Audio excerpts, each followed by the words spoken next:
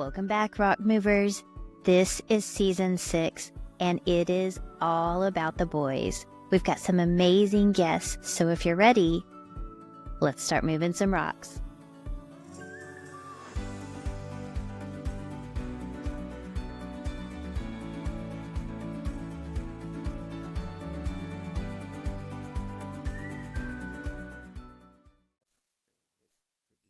Welcome back, Rock Movers. Season 6 just keeps getting better and better and better.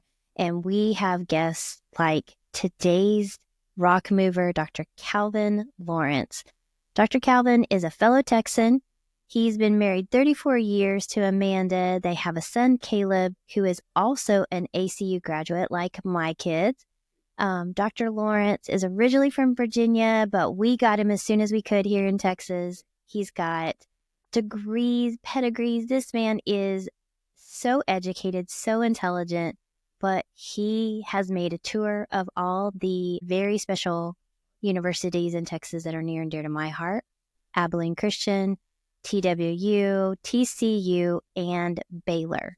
So he has chosen the best of the best, and now he uses all of that experience to help others move their rocks through his business, Calvin Lawrence Speaks, where he does motivation, talks about diversity, leadership practices, and he coaches. So without further ado, let's jump right into some powerful rock moving conversations with Dr. Calvin Lawrence.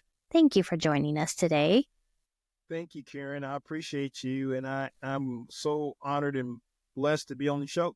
Well, we are blessed to have you, and I'm looking forward to this because, of course, before we jump on a podcast, we always have a little bit of time to talk off camera, and now I wish we would have been recording it because we had some great conversations about our kids and about schools and about some things that you have just chosen, this path that you've chosen that has just helped to expand how you see the world, how you see other people, and this experience of what you now get to do for other people. So I'm not going to steal your thunder. I'm going to let you share it. But tell us a little bit about, because we talk about rocks being those heavy things that happen to us in life. As amazing and smart and intelligent and capable as you are, I have a guess that you've faced a few rocks in your life. Yeah, I think you're right. We'll get to a real special thing that I'm getting ready to do. Well, I'll share a little bit. I've got this book that's coming out. Yeah. And at the beginning of the book, I think there's a place in there where I knew I needed to deal with some issues that were really tough times in my life. I called them desert times. I probably should have called them rock times. If I'd known I was coming on this show, I would have been talking about how I removed the rocks, or I said that wrong, how the rocks got removed. And usually it was someone who was brought in, who came alongside of me or who helped me along the way. So a big part of that deal, the rock moving piece, was because a lot of times you can't move the rock by yourself. You need that help. You need assistance. You need a mentor. You need whoever. And there were so many people in my life. The neat thing about it was I had to go back, and I'm getting older now, Karen. You're still young, but I had to kind of work on my memory and say, did that really happen? Yeah, that really happened. And so that was really neat for me to go back and then reminisce a little bit, reflect really deeply about the impact that certain people had on me. Yeah. But I'll go back to the first, maybe one of the first big ones was making a decision that, since you referenced Texas, making the decision to come to Texas. It was a big deal. I had gotten like a lot of young people do at that time, I was young, where you get to about the 5-year itch or whatever, and it's like, what else is there? I'm kind of like getting into I can do this job, but it's like, there's more to, there's got to be more. Yeah, got to be more to life. How old were you at that time? I was still in Virginia. So the first 5 years, I was a teacher coach, and I think I had a comfortable job. No pressure on me, but it was that part of it that I got to a point where there's got to be more. I know I can do more. I'm seeking more. I'm seeking to have a bigger impact, although maybe some of the people who I work with felt like I was having an impact there. I just felt like there was more for me. And at the time, I didn't really know which way to go. So what do you do when you don't know where to go? You pray, you ask for guidance, and you also have these people around you who may give these wonderful suggestions. One of my best buddies, who eventually became the best man at my wedding, and he was a teammate of mine when I played college football, he said, maybe you should think about getting your master's degree. And so when I started to do that, it kind of rolled a lot of things, and maybe the rock started to kind of get pushed aside a little bit even then. And the Texas thing, I'll make this long story short, because it's a long story, because I did all the research. Because you played football in Virginia when you went in Virginia, at a little school James called Madison. James Madison. Got that was the first school that may not have gotten on the bio, but it's there. And then I hit all those Texas schools when I came down. Well, it was there. I just kind of glazed over it because it wasn't in Texas. So sorry. Sorry, Virginia. Sorry, Virginia. My wife is a lot like you. Everything starts with Texas. And so I like her already. Yes, ma'am. So I did. I played there, and that was a big part of my foundation. When I write in the book, I spend a lot of time talking about James Madison and the people and the relationships.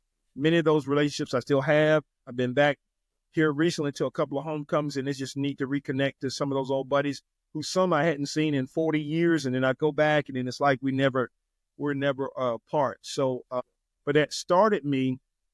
And I had to branch out, because the schools that were shared this in the pre-talk right before this. So this was the part, like you said, we could have taped it, but it would have been nice. It was me looking at schools in the state and trying to do a graduate assistant program, because I wanted to get it paid for. And at least I was thinking smart like that, Karen. I didn't do everything smart when I was young. You had couple good moments. Yes. Yeah, I had a couple of good moments. That was one of them. And I thought, instead of me, I need to go and I need to do it full time, and I need to do it and maybe get it paid for, hopefully get it paid for. And so I was looking for assistantships, and that's the crux of things not opening up in Virginia at all the universities there, because the timing wasn't quite right. Yeah. So when I sent out feelers and I got acceptance letters and whatnot, Texas and TCU was one of them. And then TCU got real aggressive about, hey, if you really like us, why don't you come on down and visit? Well, I took a visit, and they, of course, you Texans are real smooth. They took me to all the best. We got that hospitality thing down. Yes, that Texas hospitality. They took me to all the best places. I never saw any of the bad stuff. And so I came down, and they're like, I'm sold. So packed up my bags, almost like the Beverly Hillbillies. Had my buddy who was that buddy, and he helped me drive down here from Virginia to Texas way back in 1988. And the rest is history. The other part I'll throw in there real quick: when you marry a Texan, you don't leave Texas, right? So there's a little bit of interplay in between my graduate deal and whatnot, but that is what kept me here, the marrying of a Texas girl. Yeah. So you met your wife here in Fort Worth? Yes, met her in Fort Worth. Met her through mutual acquaintances. Again, I had these mentors. I had two sets, really. They were responsible for the marriage, and I still give them the credit for it. And one of the sets, we always take them out to, coming up, Valentine's Day, we go out and we do a Valentine's double date, because they were our matchmakers. Oh, that's sweet. But the other set were the TCU family that really kind of took me in their wing. And because of them, I was able to stay in Texas after I finished my degree, because I had a job waiting for me back in Virginia.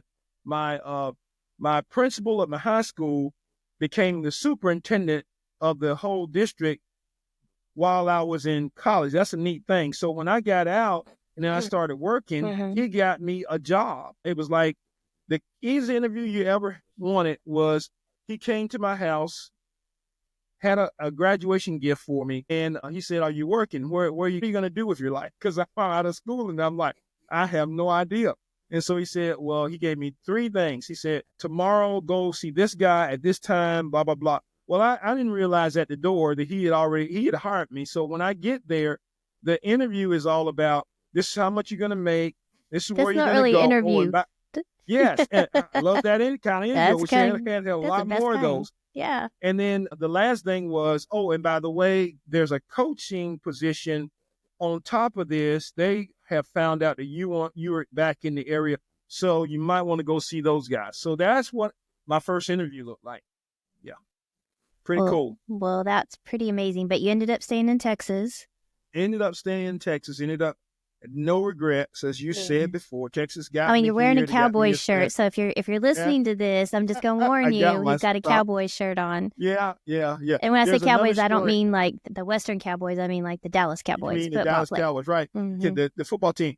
Another little quick story. One of the guys I played with at Madison became a Cowboy superstar. So a big reason, and then my mother-in-law, of course, was the biggest Big Cowboy fan, fan. yeah. So I had to make her feel comfortable with me. So we connected again when we got down here. Charles Haley is in the book, and he was a big-time Cowboy around the time that the Cowboys were winning those Super Bowls. And so it was a really cool deal. But anyway, all of that helped to ingratiate me with my new mother-in-law and her family and my wife's family. Yeah. Well, I'm glad that they coerced you and talked you into staying and made it possible. Made it possible. So yeah, I think one of the best things about Texas and my daughter, I'm not from Texas. My husband is also. You married a Texan, you stay here. I was born in New Mexico, lived in Florida, and then came to Texas. My parents are from Texas. But my daughter, who was born in Florida, competed in Texas. We have these things called rodeo queen pageants. So they're kind of like a Miss pageant, but it's for rodeo. And she did a speech about how she wasn't from Texas, but the best thing that she loved about Texas was that Texas is this melting pot of people. And it's such a hospitable place that just absorbs you in. And really being a Texan is something that your heart decides. It's not really a birthright for some of us. My husband would disagree, but it is something that you choose to do and you fall in love with, all the things that Texas represents. But we did a funny little speech. She called herself a Flor Mexitex because she was from Florida. We lived in New Mexico, and she was finally a Texan, and now all her kids are Texans. But she was a Flor Mexitex. Love it. But okay, so you have this amazing doctorate degree behind you, and now you're writing a book about this journey and the things that you're doing. What is the book going to be called? The book's going to be called The Happy Leader. And that's the first half of it. And then there's a subtitle. The happy came from my LinkedIn image, which people have a tendency to think of me as a happy guy. And I haven't always been that way, Karen. That's part of what I may have shared that. But the last 4 or 5 years, amazingly, during all that COVID stuff and whatnot, and even during the era with the Black Lives Matter movement and some of the really negative things that were going on in America around that time, I had to go the opposite route. I didn't want to come in with bitterness and anger and hate, and there was so much division. It was about bringing people together. Yeah. So the whole happiness thing. And then I'll throw this real quick in and go back to the title. My mom was one of the happiest, most joyful, most relatable people you'd ever want to meet. She was the best term to use with her was the type of person that never meets a stranger. Yeah. So by the time she got done with you, she would know how old your children were, or where they lived, blah, blah, blah. She's that type. She was that type. I am not, but I have worked really hard to become, and maybe it's something, I've become a whole lot more like her. I've been an introvert most of my life. And I know that most people don't believe that now because they can't hardly get me to stop talking. But I guess I'm the ambivert or whatever the middle is, because I can become introverted when I need to be, but when I want to, when I need to be extroverted, I can be extroverted as well. So let me get back to the title. Yeah. So the happy leader, and then the second half or the bottom half is the relatable stories of influence and hope. Now the second half was hard to get to, but we made it through, me and my editor. And my editor, that's a whole nother story behind that. She was wife of one of my mentors who brought me to Texas. So here's that. There's that connection person again. to help you with the rock kind of thing. She was one of those people. We ran a marathon together. There's a lot of different stories, but she would have cost me, I don't know how much. And she gave me her editing skills because she's published 5 books for free just because she wanted to do it. because I mean, she loves me and my wife. So that was a neat deal. But she worked me through, we fleshed through the second half of that title to relatable stories of influence and hope, because the stories in the book are true stories that I couldn't have made up anyway if I had wanted to. And then you can relate to them, but they're all about hope, because wherever we were, or whatever happened to me, or whatever the rocks were that I had to get out of the way, there was never any bitterness, and the people who came alongside would not allow me to become bitter or despairing. So it's a hopeful book, and hopefully that's the crux of it. It'll get across to some people that don't lose hope. There's always hope, and there's always someone who can help you and get, if you can't do anything else, find someone who can come alongside of you and help you get to where you need to be. Well, so yeah, that's the book. I can't think of a time in my life that message has been more needed. You know, I think there are so many people facing so many things with economy and health and just life, that they're seeking that reassurance that hope still exists and hope is still out there. So I love that that's the message that you're sharing. As someone who serves and teaches on leadership, how do you correlate this underlying thing that we can't quantify? Hope isn't something we can just say, okay, you know, here's the KPI for hope. But it's something that I believe is a human necessity. You know, there's Tony Robbins talks about the seven basic human needs. And hope is, we have to have something to look forward to. There has to be something that, as a leader, as a business owner, as a employee, no matter your position, your background, we all come from this human place of needing to feel relevant. We need to feel important, needed, or necessary. We have to feel like our lives matter. And it sounds like your mom was someone that could breathe that into people, and that you've picked that up.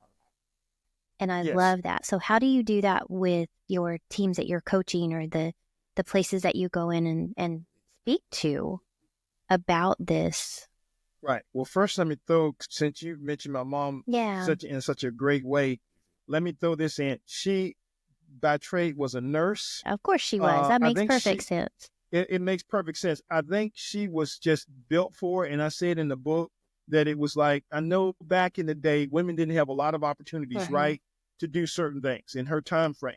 But there couldn't have been a better role to play, because if you look at what a nurse does, doctors are great, but the nurses are the ones that are doing the work. They're the ones that are really the day-to-day, as my wife would say, the foot soldiers that are doing those things, those little needed things, and giving you hope. So in a roundabout way, and I'm kind of hard-headed, stubborn, you know, as most guys are, Karen. I'm sure you're.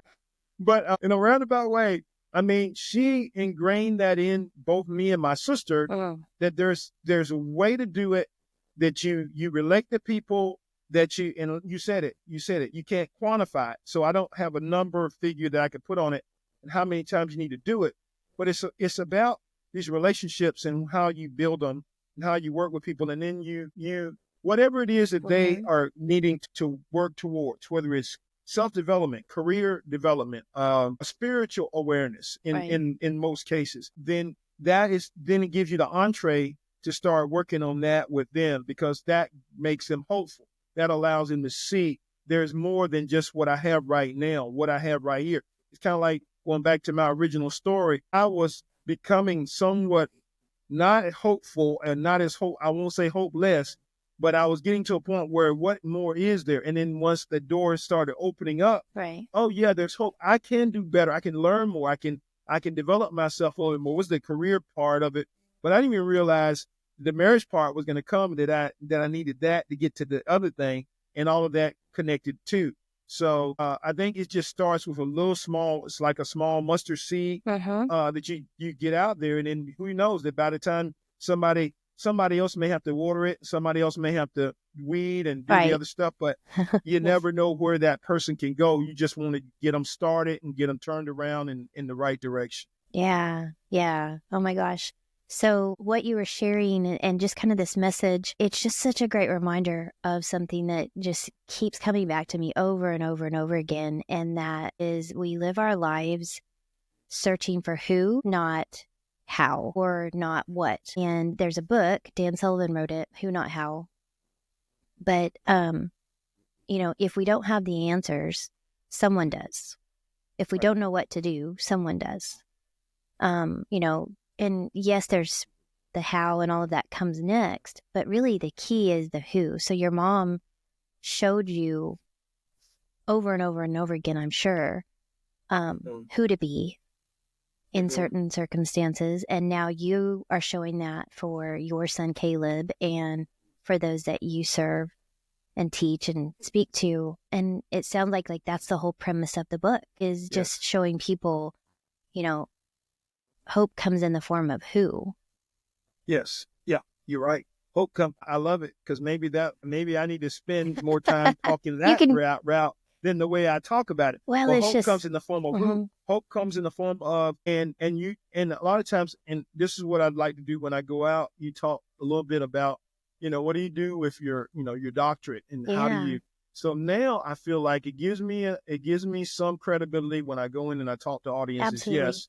But the audiences that I really like to talk to are the younger ones that are evolving, emerging leaders, and they're questioning everything. But I love it because they have a questioning mind where some people, so what you do is you kind of help them, point them in a direction. Right. And if you tell them you tell them the stories, they're true, but you give them these analogies. One of the, we know one of the greatest teachers in the world always taught through parables, right? Right. So you teach and you just do those types of things to share with them that there is something better. There's something out there for you. I may not know what it is, but you can find it. You find the right person, align. Oh, and I know where I was going with that. There's a part on both sides to play when I talk about somebody who's helping you and you looking for help. You've got to reach out to that person as well as those people being acceptable and being open to having you come to see them. Yeah, for sure. And I put a lot of onus on the young people in terms of don't be standoffish. That title doesn't mean a whole lot. You go into the professor's office or you go into your teacher's office or you go into the principal's office or you go into that coach's office and sit down and talk with them. And many times you'll find out they're really people. They're just like you, maybe just a little bit older, but they've got some things to share and they can help you. And then you break down the barriers of all this other stuff. And then the barriers aren't there with regards to race, with regards to gender, with regards to whatever. Right. The barriers come down. And like we were saying, we're together, then we can move these rocks. So I love that. And I'm going to start using that. I thank you for that, Karen. There you go. That's the power of the conversations is stuff just comes up because you just reminded me of that book and that whole premise too. And I don't know if you've ever read this book. I'm a big book nerd. It's called The Go-Giver. The Go-Giver. I've heard of it, but I haven't read it. Okay. I would highly recommend you read it. It's written by Bob Berg and David Mann, and it's written in a parable story. And so you fall in love with the characters in the book, and they have several. But the premise is that we all gain more when we give first, and how we win when we approach life from the philosophy of a giver. And that, I think, lends back to your story of happiness comes from we are serving and helping others. Hope comes from we're focused on others, helping. And so when and I talk about this on social media and in my coaching, when we're focused on us, we can see all of our faults, all of our problems, and it magnifies everything. Everything feels so much harder, so much heavier. It's easy to get into a rut or despair or that whole comparison game. Also, that's where this alienation and, seeing people as different when we're focused on ourselves. But when we're focused on others, how we can help, how we can serve, how we can give, that's when you begin to find the commonalities, those common lines and those veins of hope and those veins of Okay. My microphone did something weird again. Those veins of opportunity come from that. So, if you could just say, give us 2 takeaways from the book that we can look forward to learning about from this when we read it. What are your 2 favorite takeaways from the book, or your favorite stories that you're going to be sharing? I don't want to give away the whole thing because we got to buy I won't give it. away the whole thing. I won't kind of alluded to a little bit about the coming to Virginia. I'm coming from Virginia to Texas thing, but I'll give you a little bit about, I'll give you a little bit about the Tidewater, where I'm from originally. So, and this is good because it kind of gives you a illumination on why I picked a certain cover. So when the book drops, when the book comes out, on the cover, everybody can look for this lighthouse. Okay. And the story behind the lighthouse is a neat story because when I first came to Texas, my wife is trying to figure out some stuff once we get married of how to make me feel more like a Texan, but how to make me not miss home so much. So were you on the coast? Yeah, in Virginia? I was on I was right on the coast. You talk about the seafood lover, the beach boy. I could beach boy bum out all day long. It's right on the coast. So she thought, wow. And then she started buying these lighthouse pictures. And then she even had a lighthouse replica lighthouse, a little thing. So she put them in the house. Well, that was supposed to be my reminder to keep me in my mind when I wanted to drift back to home. That was my home, but that was, so when I thought about but the lighthouse has so many different meanings. Right. And even when it talks about guiding people to a certain place or guiding them safely from the rocks or from oh man. And I think about it. There's some that I haven't even thought about yet, but I know they'll come to me or someone will share, this is what the lighthouse meant to me. This is what it what it represents to me. But that's a quick story because that's where I'm from. A lot of military bases there, a lot of, every military, you name it, Coast Guard, Army, Marines, Air Force, even NASA was there at one time. They moved that thing from Hampton down to Florida and Houston. But there was a time when they flew out of that was the big deal. If you look at the Hidden Figures movie, it's Hampton and it's all of that stuff that happened. I didn't even correlate that. Yeah, that was up there. Yeah. So it's a really cool area, but the lighthouse there's still lighthouses on Cape Hatteras. Sounds like you're already working on your second book there, Calvin. You know it. By the way, somebody who I work with has already talked to me about the second book, who's saying, you got to do this, this, and this. And I won't spoil that one, but there's a spoiler because I said this because I'm not a great writer. At least I don't think I am. But it took me a long time to write it. I hate to tell you how many years it took, but I think it was perfectly on time.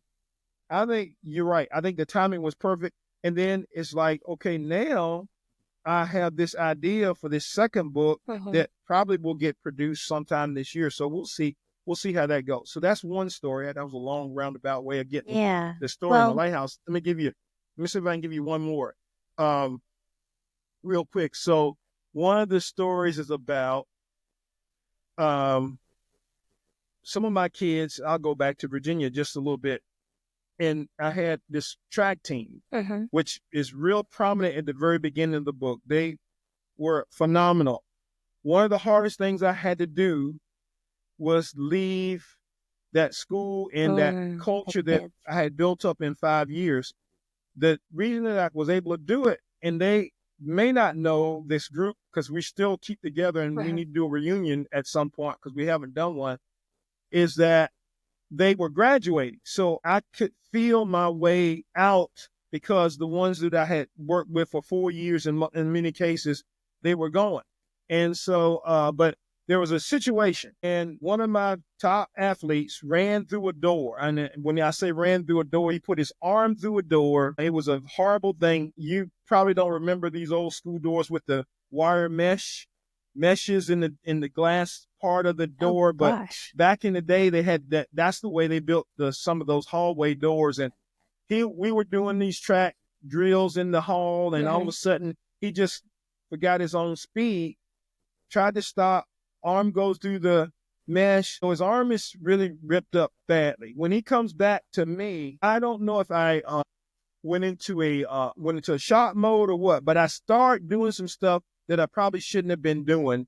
And then one of the girls on the team said, "Coach," she snapped me back into reality. She said, "Coach, that's not what we need to do. You know, first aid, this is what blah, blah, blah." And so all of a sudden, and I call her now Nurse April, but all of a sudden I'm snapped back into reality. We tie this thing off. We get everything up. We put the gauze in the right spot. I've already called 911 and they get there. When the guys get there, it's funny because they say, "Oh, you did everything just right." But I remember that if it hadn't been for April, I could have blown it and he could have lost his arm. It was just that bad. Wow. And so to this day, the teasing that I do with her and with this young man named Kenny would say, "April saved your life. It wasn't me. I did the job, but April got me back on track." And then she was the one who sat there and held the thing while I was doing everything else that I needed to do to get you where you needed to be. So it's a neat little story, but there's a little bit more to it than that. But they will love it because it just kind of exemplifies what our track team was about, what our culture was about. We were all about helping each other, and they got me straight that time. So I always like to tell that one because I know I wasn't perfect, and I know that wasn't one of my best times, but I was better because, again, here we go. I had somebody with me who got me to where I realized what I needed to do, and then we did it, and it was done. Yeah. I think that's also a great example of how she didn't have a doctorate degree. She didn't have, it was just stepping up and doing the right thing at the right time. And I think that's the gift that we truly can be when we are pressed to be our best human selves. Yes. Well, I hate that we're coming to the end of our interview. I feel like we could just keep going. I know the stories are good. Yeah, you got me kind of worked up a little bit. I almost need to, I don't know if you ever do another one of these or number two. You got more. You know where to call. You got more stories for us? I got more stories for you. I love especially after that book comes out. I love it. Well, maybe we'll have to do it when you're launched number 2. We'll bring you back and we'll talk about all this. But for those that are hearing this and they're just like, "Man, I just love Dr. Lawrence. He's just amazing and I want to get the book." We're going to make sure that we have those connections and those links. But how do they best connect and follow you? Because you speak, do you have I know you're on LinkedIn because that's how we connected. I'm on LinkedIn, and I also have CalvinLawrenceSpeaks.net. Okay. So if they go to CalvinLawrenceSpeaks.net, all one word or all one line, right? They can get on my website. The book will be on Amazon and it'll also be on the website. So they can follow me with whatever with that. Yeah. I love it. And you talk about how to live your best corporate life. You talk about the universal language of change and learning. So for someone that is looking at making some big changes, perhaps, is because before the interview, we were talking about your investment in your education. Yes. And your son graduated from ACU, Abilene Christian. My kids did as well. And so I was kind of joking about my daughter graduating from ACU with this wonderful private education degree. Yes. And now she's a stay-at-home mom. And, we sometimes look at things and, man, was that worth it? Yeah. And I think for my life, for yours, for my daughter's, looking back, we wouldn't be the people we are without those journeys, without those steps. Right. So that's where the rocks they're beneficial, right? They hone us, they make us, they shape us into who we're supposed to be. So it's hard to see it sometimes when you're in the middle of moving the rock or feel like you're underneath the rock. Right. But it's there for a reason, and sometimes it's just to make us stronger or point us in the direction that we're supposed to go in. So I love that that's your message. It's just been so in alignment with who we are on the Rock Movers and who I am as a coach as well. So thank you for the gift of your time today and for sharing all your stuff. We'll make sure people. I was blessed to be able to number one, meet you, number one. Thank you. And then I'm not sure if I begged you to get on this show or not or what. But I'm so glad that we were able to do this. Yeah. You did not. I was like, you have a book coming out. Well, we need to get you on the show. We need to get your story out there because I'm typically interviewing women and my husband is just an amazing human, and made a point of, there's a lot of men that move rocks for women too, and I wanted to make sure that we're not leaving those men out. We want to make sure their voices are heard as well, and I want my listeners to be introduced to amazing people like yourself and the men that are in our season 6. So thank you for being a part of our season 6 and for all that you're doing. And I'm grateful to know that you are in the beautiful town of Granbury, one of my favorite places. We were talking about Hotel Lucy in our text messages back and forth. But if you're not familiar with Texas, you've just got a little lesson here today. But Texas is a beautiful, diverse place. We have so many people coming to it today. But I'm so grateful that you and your wife are here now, and your son as well. So thank you for sharing your story. Thank you for sharing your book. Can't wait to get it. We'll make sure that it goes live, I think, in February. Is that correct? I'm almost certain that we will have it released before the end of the month. So I'm saying before the 31st, but my publisher might surprise me. If she can help me get it out by MLK Junior Day, the 20th, that would be great. But we'll see. Okay, we'll see. I will so let you know. we're recording this in January, so this should be out by no later than February 1st. For sure. Okay. Yes. Well, we'll make sure everybody has a link, and if the episode comes.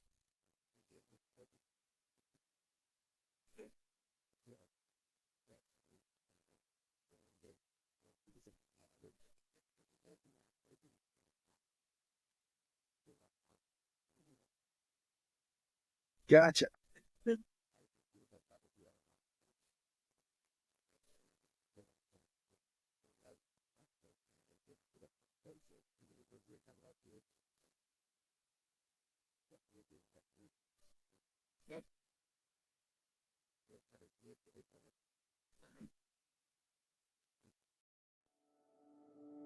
Wow, wasn't today's guest amazing? I hope that you enjoyed them as much as I did, and I hope that you got something super valuable. And I also want to know, what are you getting from this? What would you like to see? What are future episodes? Who do we need to be talking to? Who has some amazing rocks that they want to share? And that's by sharing, commenting, and subscribing to the Rock Movers, and then following me over on social media. We want to stay connected. We want to be a part of your world, and I want to invite you to be a part of mine. If you'd like to book a call, go a little bit deeper into some of these topics, you can find a link to book that call on CoachKarenGray.com. You're always invited to join me there, and I can't wait to dive into deeper conversations with you. That's my way of giving back and saying thank you for being a part of our rock moving community. Until the next episode, or until we jump on the call, have a great day and keep moving those rocks.